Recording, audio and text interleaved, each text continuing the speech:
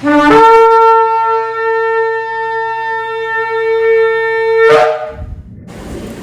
Shalom, está la congregación 20 filiales del sector Candelaria en Arecibo, y esta que le habla es la Roa y la doctora Maritza Rivera. Hoy venimos con una nueva parashá, la parashá número 36, la parashá Behat Lohá, y esta parashá significa cuando enciendas. Esta parashá la encontramos en el libro de Bamidbar, Números, capítulo 8, versículo 1 al capítulo 12 y versículo 16. ¿De qué nos va a estar hablando esta parashá? Sobre el encendido de la menorá, que la palabra Behat Lohá se utiliza para indicar el encendido de las lámparas de la menorá en el santuario, y se usa este verbo en lugar de la palabra hebrea común para encender, que es lehatlik, porque la llama debía ser que elevada hasta sostenerse por sí sola. Y si hablamos sobre elevación espiritual, también simboliza cómo el estudio y el cumplimiento de los mandamientos, de los mitzvot, elevan el alma y el propósito de vida del ser humano. Entonces entramos de lleno a esta parashá en el capítulo 8, versículo 2, donde dice: háblale a Aarón y dile, cuando hagas subir las lámparas, haz que las 7 lámparas alumbren hacia el frente del candelero, menorá o candelabro. La expresión cuando montes viene del hebreo Behat Lohá, la cual deriva de la palabra aliyá, que quiere decir ascender, subir, elevar, lo que nos da dos posibles ideas. Número uno, que la menorá o el candelabro se encontraba en un lugar alto, por lo que Aarón tenía que subir para encenderlo, por eso de ahí dice, ¿verdad?, cuando encienda. Y número dos, que era un acto de elevación espiritual, y la palabra frente posee varios significados, como cual circuncidar, que es recortar o acortar; rechazar, que es mul, que es abrupto o al lado opuesto, o delante o enfrente, o al frente o el frente, que era donde estaba, ¿verdad? Eso lo encontramos en el Salmo 118, 10 y 12, y frente al frente en Primera de Reyes 7, 5. O sea que al ascender en la luz de la elevación del Mashiach, que es a quien representa la menorá, esto nos guía hacia el frente. Caminar hacia el frente nos lleva a rechazar cosas que antes para nosotros tenían valor, pero ya no. Todo esto es producto de un acto que ocurre en el corazón llamado circuncisión. Eso está en Gálatas, capítulo 2, versículo 20, donde dice: y ya no vivo yo, sino que Yeshua vive en mí, y lo que ahora vivo en la carne, lo vivo en la emuná del Hijo de Elohim, quien me amó y se entregó a sí mismo por mí. También en Colosenses capítulo 2 y versículo 11 dice: en quien también fuisteis circuncidados con una circuncisión hecha sin mano, desvistiéndoos enteramente del cuerpo de la carne por medio de la circuncisión del Mashiach. Mire qué mensaje, ¿verdad?, más hermoso. Continuamos en el versículo entonces 9 y 10, donde dice: tú harás que los levitas se acerquen delante de la carpa de reunión, reúne a toda la congregación israelita y haz que los levitas se presenten delante de Yahweh, que los israelitas pongan sus manos sobre los levitas. La imposición de las manos tiene varios entendimientos. Significa principalmente como consagración, es decir, que sobre el que se impone las manos está siendo consagrado o está siendo dedicado para algún servicio. Y por ejemplo, como predicar la palabra, llevar la palabra, como dice en Hechos capítulo 13, versículos 2 al 3. Mientras ellos ministraban a Yahweh y ayunaban, el espíritu de Kadushá, de santidad, dijo: apártenme a Barnabá y a Shaul para la obra a la que los he llamado. Entonces, después de ayunar y orar, les impusieron las manos y los despidieron. Con esto quiero hacer una advertencia: uno no puede dejarse imponerse las manos de todo el mundo, porque en una imposición de manos hay transferencia de espíritu. Y cuando usted le pone las manos sobre alguien, usted va a transferir. ¿Y usted transfiere qué? Y si la persona pues tiene espíritus malignos, pues ¿qué va a pasar? Le va a transferir esos espíritus también. Por eso nosotros tenemos que tener cuidado con esto, porque cuando imponen las manos, quiere decir que usted va a ser dedicado, usted va a ser consagrado. Yo no sé si usted ha visto esos conciertos, que esta gente cuando están cantando comienzan a decir cosas, mandan a la gente a poner, alzar manos, y entonces ellos hacen así, ¿verdad? Porque ellos están, ¿qué?, dedicando esas almas. Así que nosotros tenemos que tener cuidado con eso, de que nos dejen imponer las manos sobre nosotros sin saber o conocer verdaderamente quiénes son las personas que imponen esas manos sobre usted. Usted primero sepa quién es, conozca a la persona y entonces usted puede permitir, ¿verdad?, que le imponga mano, que ore por usted o que eleve una oración al poderoso. Nos dice el versículo 11 de este capítulo 8, y que Aarón designe a los levitas delante de Yahweh como ofrenda elevada de parte de los israelitas para que realicen el servicio de Yahweh.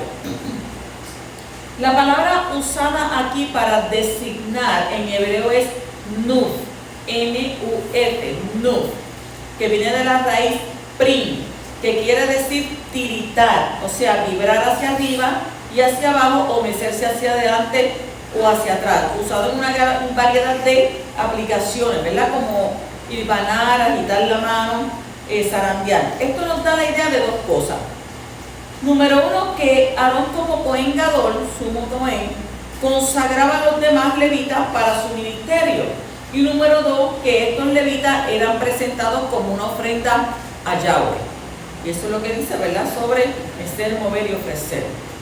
Dice el versículo 14, así apartará a los levitas de entre los israelitas y los levitas serán míos. De este versículo se derivan dos grandes verdades.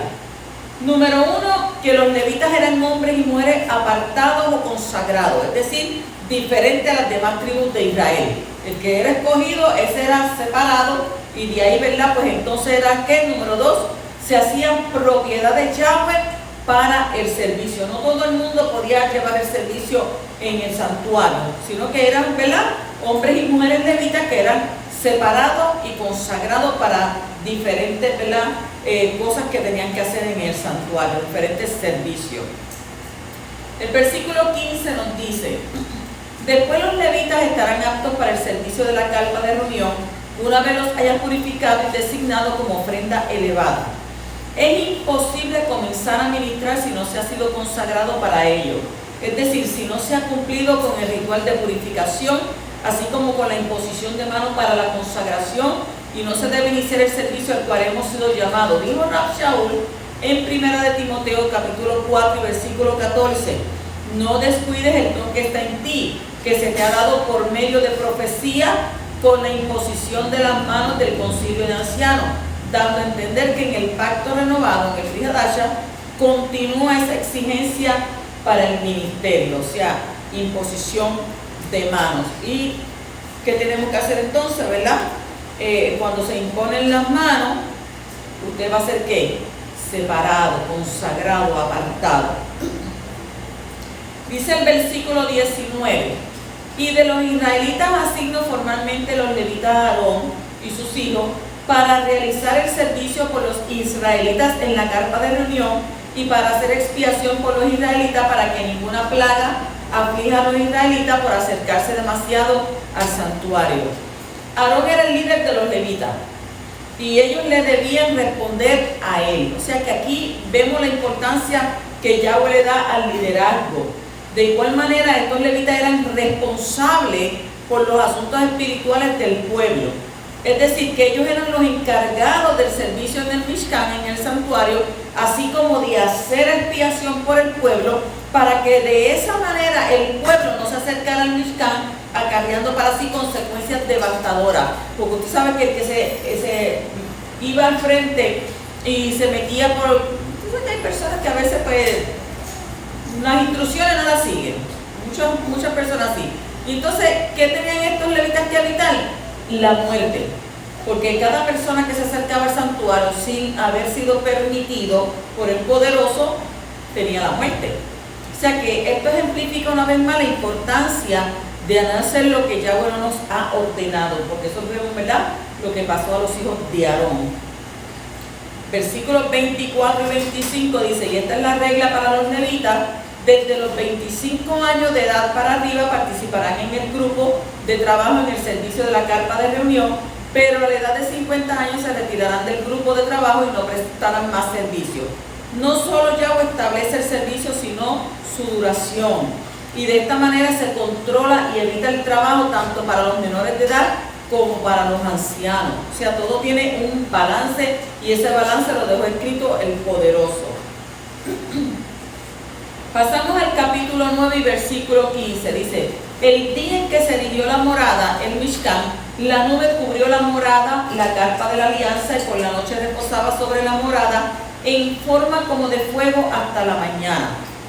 Cada vez es más evidente en la escritura que una vez la morada está lista, Yahweh la llena ¿con qué? Con su esplendor, con su cabot. O sea que a nivel de Remes, que es el segundo nivel de interpretación exegética, entendemos que no seremos llenos de la cabot de Yahweh a menos que estemos preparados ¿para qué?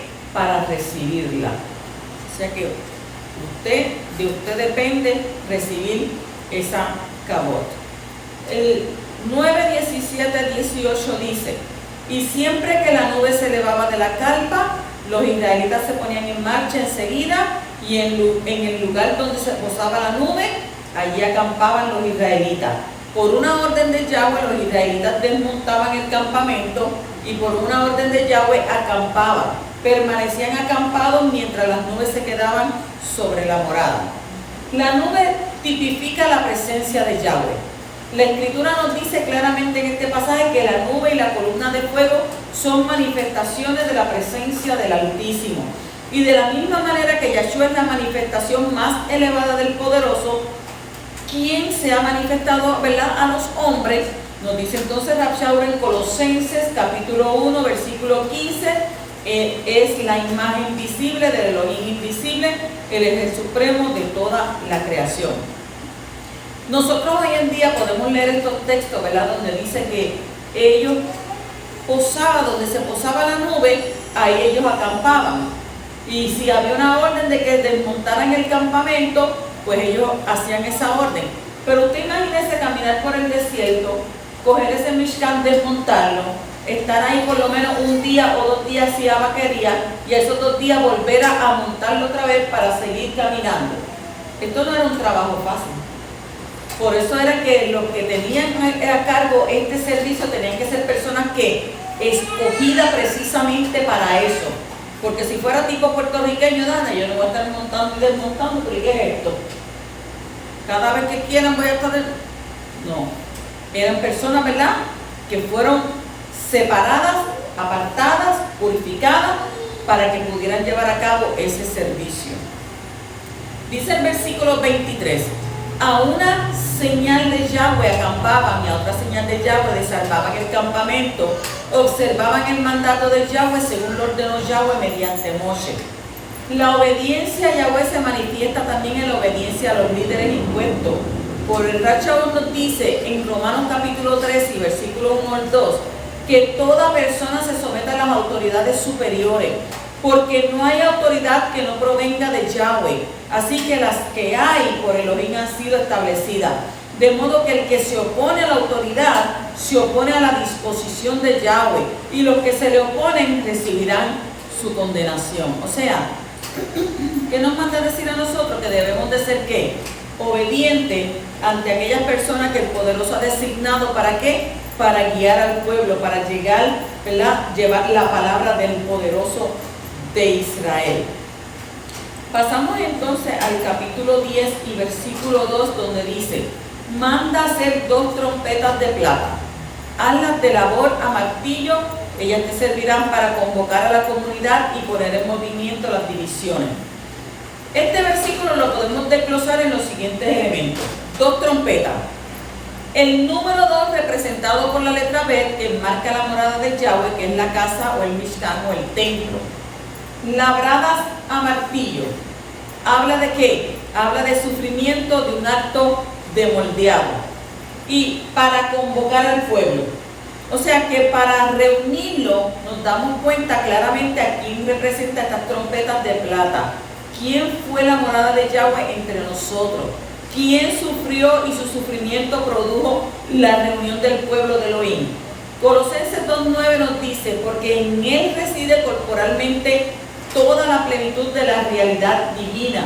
Y Efesios 2.14 dice, porque él es nuestra Shalom, que de ambos nos hizo uno. Él derribó en su carne la barrera de división, es decir, la hostilidad.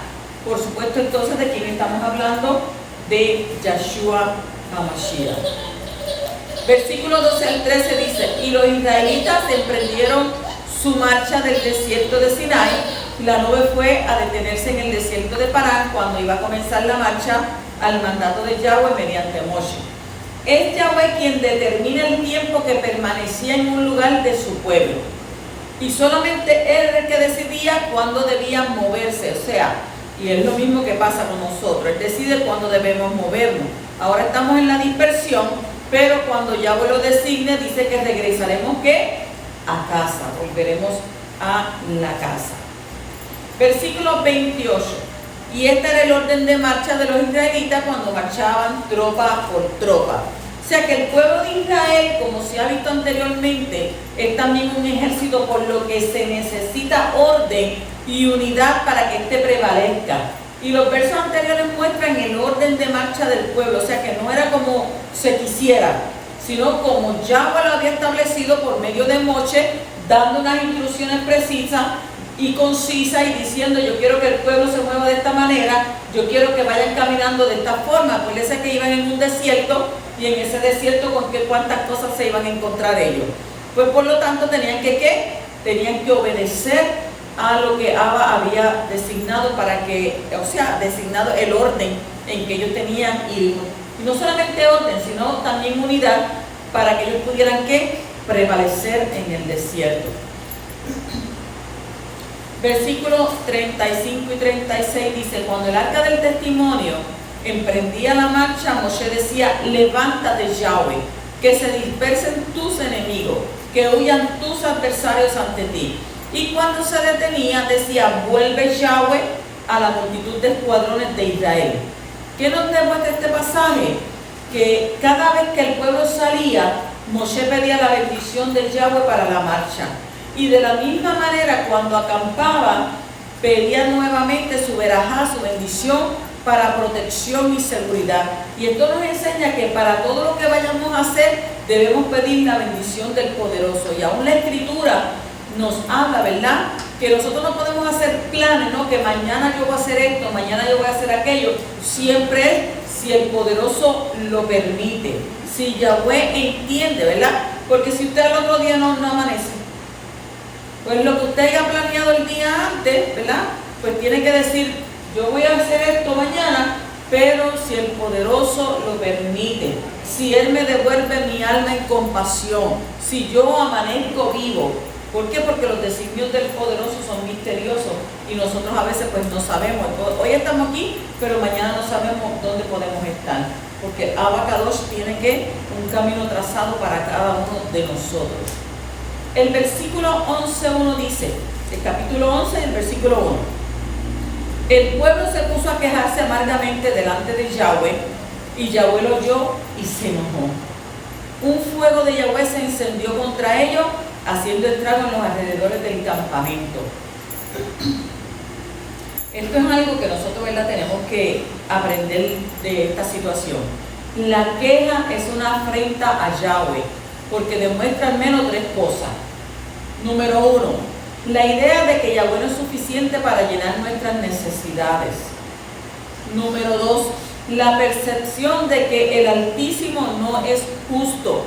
Y número 3, la actitud de ser malagradecido. O sea, hay veces que nosotros pensamos en lo que no tenemos, pero no agradecemos por lo que tenemos. Entonces, en complemento, las tres ideas sumadas denotan una completa falta de emuná, de obediencia, de fidelidad. Y lo triste de este caso es que ese mismo pueblo había visto antes la mano de Yahweh obrar milagrosamente en su liberación y en su sustento a través del desierto.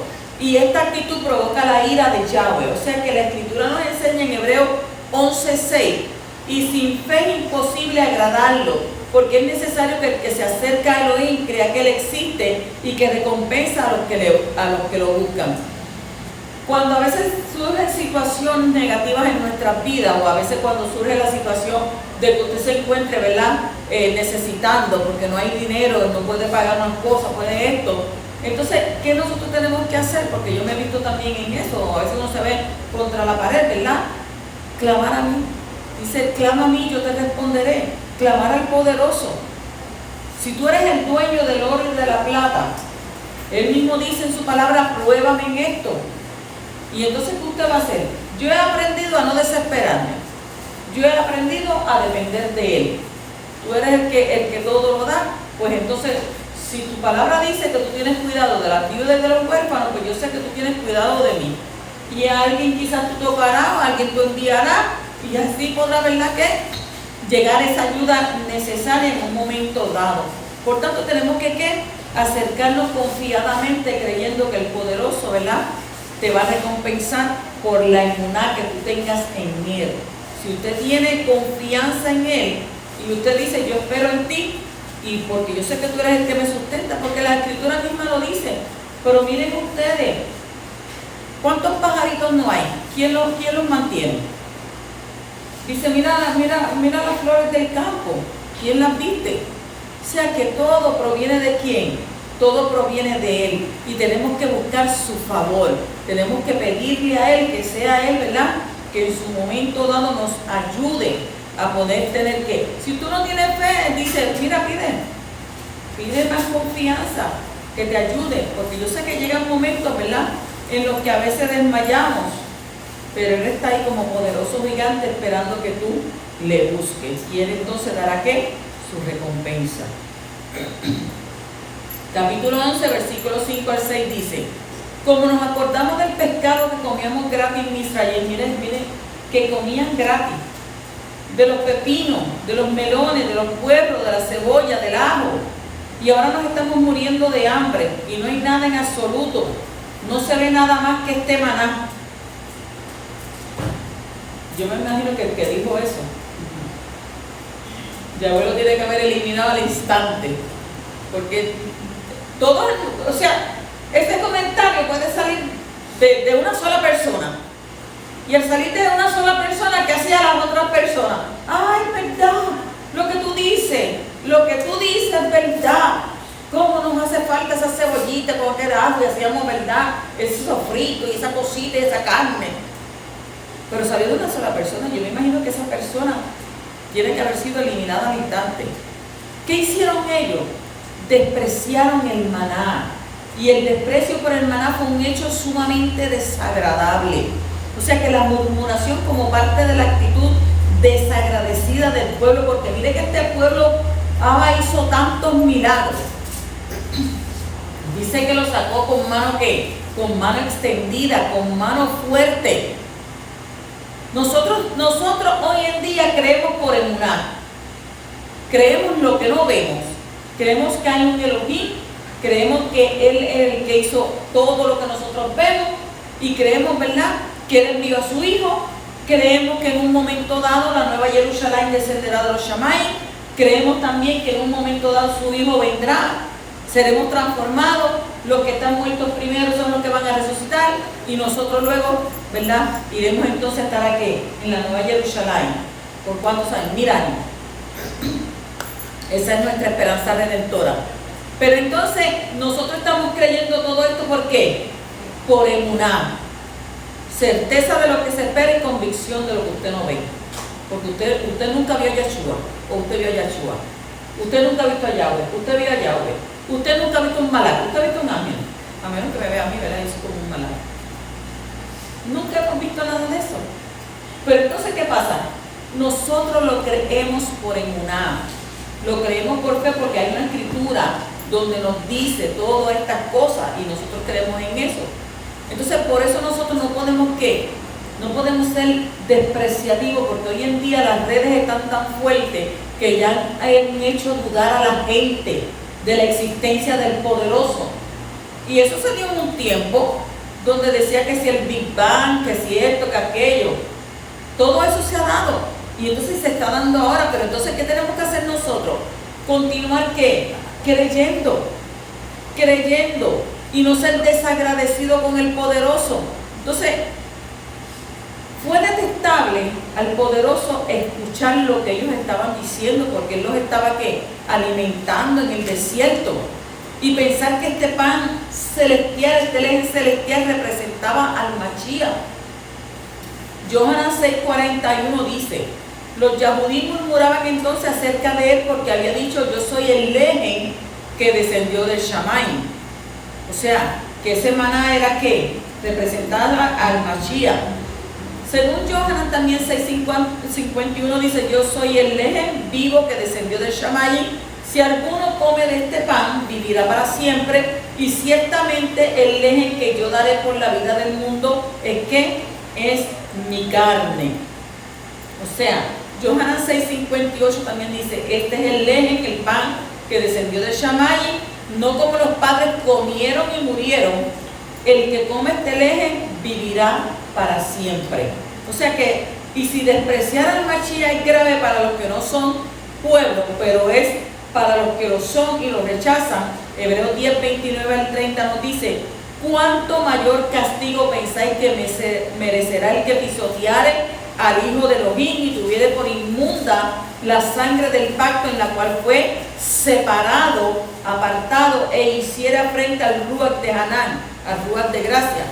Pues conocemos al que dijo: mía es la venganza, yo daré el pago, dice el Creador, y otra vez el Adón juzgará a su pueblo, y horrenda cosa es caer en manos del Elohim vivo.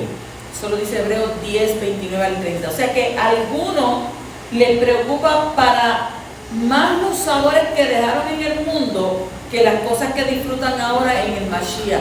Y de hecho, algunos se engañan a sí mismos pensando que pueden vivir como en el mundo estando dentro del pueblo de Elohim. Y eso es algo que estamos equivocados. El versículo 9 dice: cuando caía el rocío sobre el campamento de noche, el maná caía sobre él. Este pasaje demuestra la fidelidad de Yahweh para con su pueblo. O sea que a pesar de que ellos se quejaban, a pesar de que ellos murmuraban, y a pesar de que a veces eran desobedientes, independientemente de los pecados que pudieran cometer, aún así que hacía Abba, cada día el maná caía para sustentarlo. Y esto nos enseña el amor incondicional de Yahweh por Israel. Pero no solamente por Israel, por nosotros hoy en día. Porque hoy en día sabemos que la lluvia cae para buenos y malos. El sol sale para buenos y malos. Yahweh sustenta con comida a los buenos y a los malos. O sea que si nosotros nos ponemos a pensar en eso, vamos a ver la misericordia de nuestro Padre Celestial.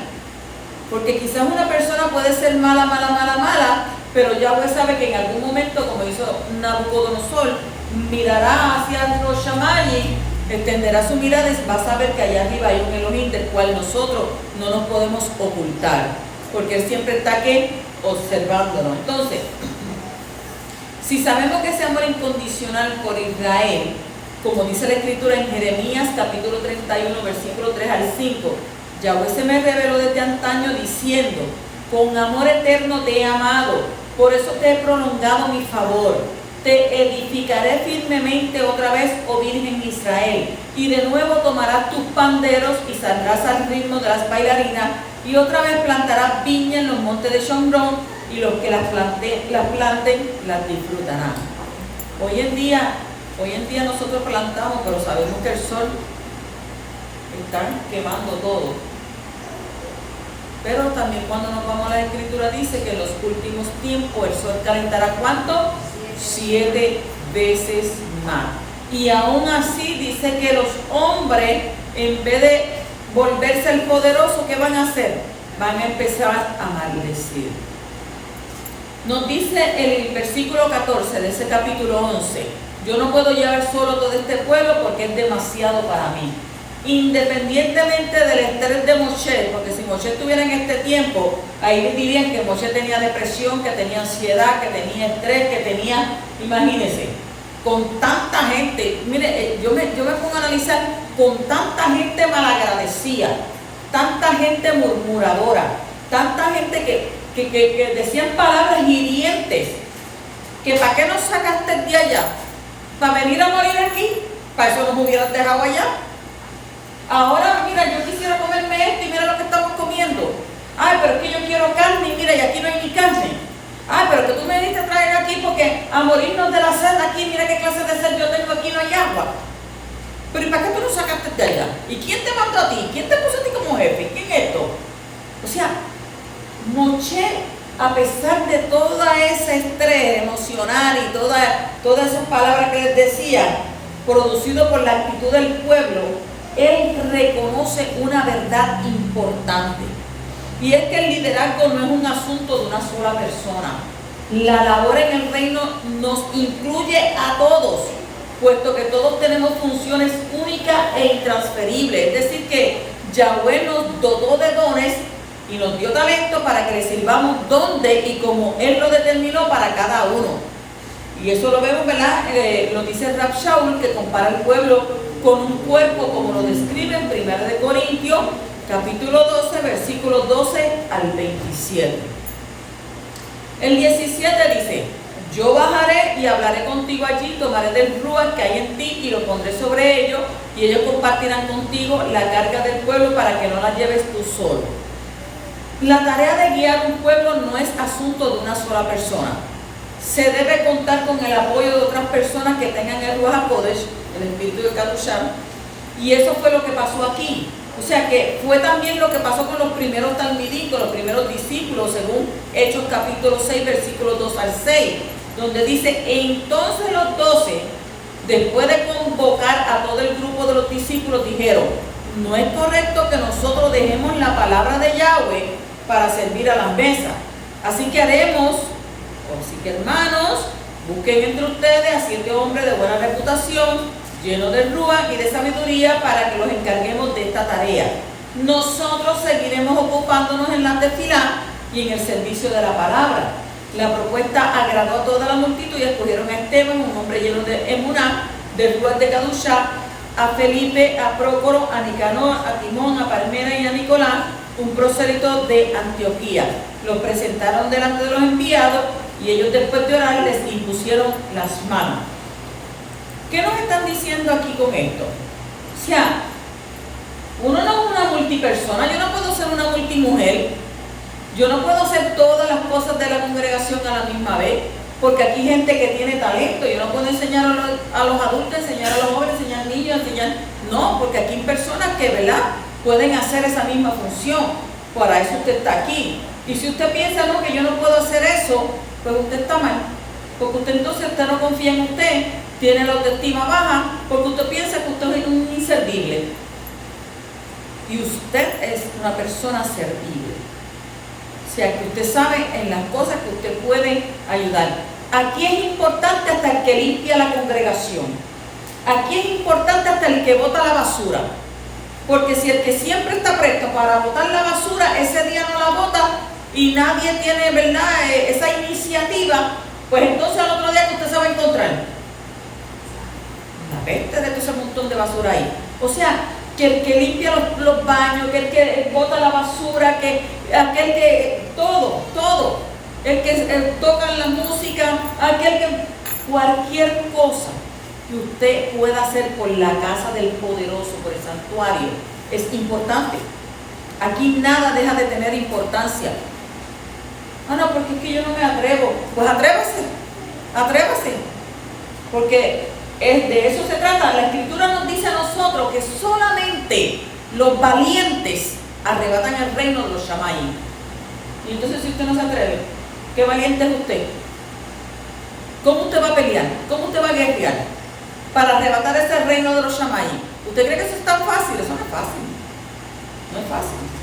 Pero, ¿sé qué? Pero se puede. O sea que, como está diciendo aquí en el libro de Hechos, cada uno, ¿verdad?, tiene una parte importante, pero entonces, si yo tengo que llevar la palabra, porque no es una sola vez, yo tengo que hacer muchos estudios para poder venir y traer la palabra aquí, pues entonces yo no puedo hacer 20 cosas también a la misma vez. ¿Por qué? Porque hay más líderes en esta congregación. Hay más personas que pueden hacer las demás cosas y son gente que están, ¿verdad?, llena también de ruach y de sabiduría, como dice la Escritura. El versículo 29 dice: pero Moshe le dijo: ¿tienes celo por mí?